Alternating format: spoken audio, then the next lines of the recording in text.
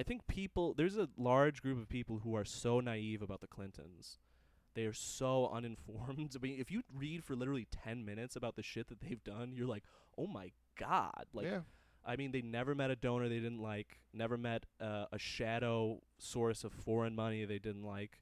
You can quite clearly point out that the non-democratic, highly repressive countries, particularly the Gulf countries, Saudi Arabia, Qatar, UAE, gave huge amounts of money, millions, to the Clinton Foundation, which they set up specifically to try and peddle money from foreign dictators, because U.S. election laws say foreigners cannot donate money for elections, but there's no limit for a foundation. Right. You can give as much as you So want just to a foundation. it's like a mediator or like a middleman. Yeah, it's a middleman for them to peddle. It's like to money peddle laundering. money. It's just basic influence peddling, and the countries that gave her millions of dollars were the ones that saw the State Department raise the allowed arms exports for those countries. She went in and told the State Department she basically got money to give to sell weapons, warlord countries weapons. Yes, to the most repressive, some of the most repressive regimes on earth. We're talking about Saudi Arabia here. This is and they gave her, here's a few million. She goes to the State Department and says, you know how you had that limit on arms exports for them at here? Fuck that. Put it, give them whatever they want. Yeah. And if you cannot, it's one of those things where, like, the police know that Capone is doing it, but they can't prove it. Right. Like, it's in plain sight, but the intentionality of it can't be totally proven. You don't have that recording of her saying, like, yeah, dude, if you give me $1 million, I'll get you weapons. And you're never going to get that recording. Right. And she also received millions of dollars from the Chinese and from the Indonesians. Those Chinese government representatives fled the country rather than answer the subpoenas they were given to testify about the huge amounts of cash that they gave her. I mean, can you imagine a presidency that is bought and paid for by foreign governments, including some of the worst human rights abusers on the planet Earth? I mean, this stuff is bad. It's really bad. And it might assume a different proportion, let's say, and that's only 10% of what it is, by the way. It might assume a different proportion if you could say, oh, but she's a brilliant leader. She's done these incredible things, and she's really made a difference out there. But you cannot point to any significant foreign policy that she accomplished in her time as Secretary of State. You cannot identify one foreign policy initiative of any significance that she pushed through. A reporter asked Jen Psaki, who was the State Department spokesman at the time, more or less that exact question. Can you point to one major accomplishment by the secretary in her time in office? And she went, she couldn't. She had no answer. Right. And that's because she was spending the entire time going around the world, trying to pimp out her and her husband's influence, in return for huge amounts of money donated to their incredibly corrupt foundation. And, I mean, it's flabbergasting, the idea that this ultra-corrupt couple who have engaged in the most absurd political chicanery over the past 25 years would be considered for president, when really we should be considering their early release after time served. For war crimes? For war crimes. And the war crimes are a whole other thing. I mean, I could talk about that for like an hour. I mean, we'd love to have you back. But real quick, I mean, yeah, go ahead. Give us cliff notes. Real quick, when it comes to interventionism, which is the big crux of most people's argument between Bernie and Clinton, they say the Clintons are too much of a hawks. They're too aggressive. Well, that's both true and untrue, because Clinton was very, very eager to bomb a pharmaceutical factory, a medicine factory in Khartoum, in one of the poorest countries in Africa, which is saying a lot, on faulty intelligence that he knew was thin, because he overruled the Joint Chiefs of Staff and all of his military advisors who said, don't do it, we don't think that this is a sure thing.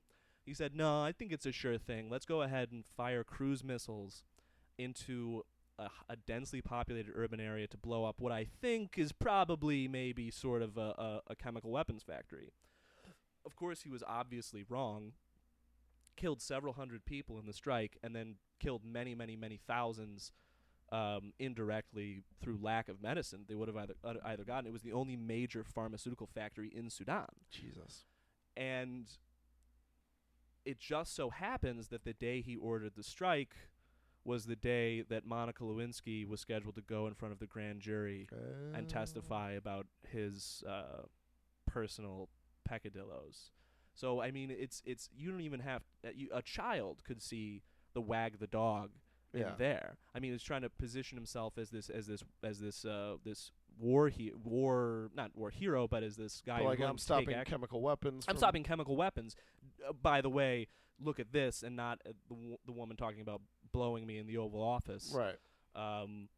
But flip it around, the other hand, he's not so eager to intervene in Rwanda, for instance, in 1994, 1995, when the UN representatives there, and when General, I forgot his name, a French-Canadian general who was there as part of the tiny UN observatory force there, said, hey, guys, we think they're about to start this genocide, and told the UN, told the U.S. government, told the Canadian government. Was that the Hutsi Tutsi? Yes, the Hutsi and the Tutsi. The Hutsi slaughtering the Tutsi. The way I remember it, it's tough to keep them apart, but the Hutsi were, excuse me, not Hutsi, Hutu. Hutu, sorry. Hutu and Tutsi, yeah. The Hutu were about... I knew Hutsi Tutsi sounded too... It's like, that sounds too little. They would have had snack. to get together and work that out in order to make that work, but the Hutsi were the Hutu were I'm sorry, I've ruined the majority the of the country. The way I remember is because the Hutu were about 70-75% of the country, the Tutsi about 25%. Tutsi tiny, that's the way I remember, because the minority that were being slaughtered. But he rejected the requests to send U.S. troops under UN mandate to Rwanda to say, hey, we know what you're about to do. And he wouldn't even, what I'm saying is he wouldn't even had to go to war. Wouldn't have had to fire a shot. Don't fucking do it. He'd flown in a few hundred paratroopers with a message saying, we know what you're up to, and don't even think about it, because we're here keeping an eye on it. And just the presence of American military would have derailed. If it happens, we'll do what we did to that medicine factory. Pretty much. But this time you'll have deserved it. Right.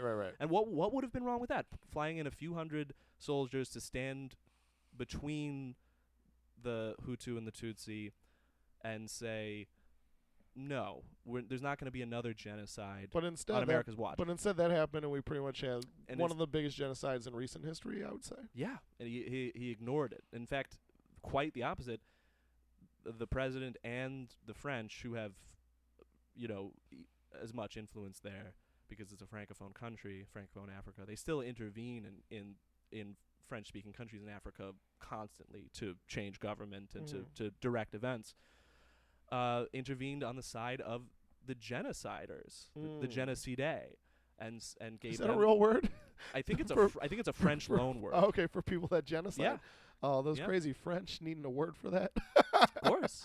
And gave them political support in the short term, at least, which is mind-boggling. Said, no, I'm going to intervene to blow up a chemical weapons factory, which is actually a pharmaceutical factory, against the advice of the people who know what they're talking about. But I'm just going to sit back with my arms folded as a real genocide and a real historic bloodletting unfolds, because it's in a country that Americans don't care about. So the Clintons are very eager to intervene when it's politically convenient or politically expedient for them. Totally indifferent to genocide and war crimes and suffering that could have been easily prevented.